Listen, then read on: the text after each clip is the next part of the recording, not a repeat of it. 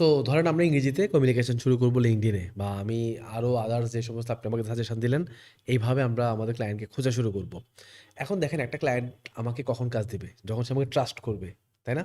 তার সাথে আমাদের একটা ট্রাস্ট বিল্ড হবে, একটা বন্ডিং হবে। তখনই তো সে আমাকে কাজ দিবে বা আমাকে কাজ করার ট্রাই করবে। তো ট্রাস্ট বিল্ড করার প্যারামিটার গুলো আসলে কি, কি?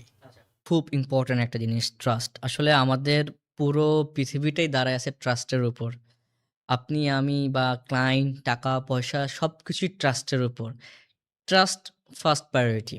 এখন একটা ক্লায়েন্ট ফর এক্সাম্পল আপনি হচ্ছেন আমার ক্লায়েন্ট, আমি হচ্ছে আপনার ওয়ার্কার, ওপেন ওয়ার্কার যেটা আমার LinkedIn এ দেওয়া থাকে। আপনি আমাকে কি বুঝে কাজ দিবেন? কি হিসেবে কাজ দিবেন? আপনি কি ট্রাস্ট আমার উপর? সেটার ক্ষেত্রে কিছু ক্রাইটেরিয়া আছে মেইনটেইন করলেই হয়। তেমন কঠিন না, বিষয়টা খুবই সোজা। বাট আমরা মেইনটেইন করি না, বাট সোজা। প্রথমত যেটা করতে হবে, আপনি তো নিশ্চয়ই কোনো একটা স্কিল ডেভেলপ করেছেন এবং সেটার জন্য আপনি একটা সার্টিফিকেটও পাবেন। যদি